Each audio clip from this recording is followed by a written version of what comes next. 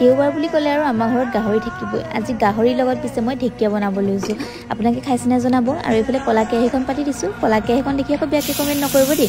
এইখনত বনাই মানে বেছি ভাল পাওঁ। আৰু এইফালে তেল নাই দিয়া, তেল এটুকুই নাই দিয়া, দেখিছে নহয়। আচলতে মই গাহৰি বনালে তেল নিদিওঁৱে আৰু হালধিও নিদিওঁ পিছে।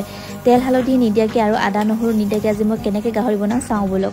আৰু এইফালে ধুনীয়াকৈ তেল নিদিওঁ বুলি উস্তাদিটো মাৰিলোঁ হয়, কিন্তু তেল দিব লগা হ'ল, মানে গাহৰিখিনিৰ পৰা তেল নোলালে। এইফালে আকৌ দালিখিনি মানে একদম উতলি পৰি গৈছেগৈ আৰু তেল নোলোৱাৰ কাৰণে মানে তেল দিব লগা হ'ল। অলপ মিঠাতেল দিলোঁ, দিয়াৰ পিছতে এইফালে মই আকৌ ফ্ৰাই কৰি লৈছোঁ আলুৰ লগত গাহৰিখিনি। আৰু ইয়াত মই যিহেতু হালধি নাই দিয়া, সেইবাবে অকণমান ৰেড চিলি পাউডাৰ দিছোঁ আৰু নিমখো দিলোঁ। ৰেড চিলি পাউডাৰ দিলে মানে অকণ কালাৰটো বেলেগ হয়। আৰু এইফালে কণবিলাহী দি দিছোঁ। কণবিলাহী দিলে মানে অকণমান টেঙা টেঙা যিহেতু ভাৱটো আহে, খাই বেছি ভাল লাগে। যিহেতু বতৰটো এইকেইদিন অলপ ঠাণ্ডা, বোলো অলপ জ্বলাকৈ খাওঁ। এইফালে অলপ ভোট জলকীয়াও দি দিছোঁ।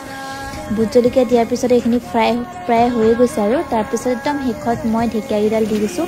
আৰু ঢেকীয়া দিয়াৰ পিছত মানে বেছি সময় লৰাব নালাগে, বেছি সিজি গ'লে মানে ঢেকীয়াখিনি খাই ভাল নালাগে। অলপ সময় দিছোঁ, যেনেকৈ শেষত আমি ধনিয়া দিওঁ সেনেকৈ মই ঢেকীয়াকেইডাল দি দিছোঁ। আৰু আদা নহৰু একোৱে নিদিয়াকৈ মই ইমান চিম্পুলকৈ বনাইছোঁ। আপোনালোকে এনেকৈ বনাই খাই চাব, বহুত বেছি ভাল লাগে খাই। যিসকলে গাহৰি খাই ভাল পায়, আৰু বহুতে নাখায় বাৰু, নোখোৱাসকলে কিন্তু বেয়া নাপাব। আৰু গাহৰিৰ লগত ঢেকীয়া মোৰ ৰেডি হৈ গ'ল।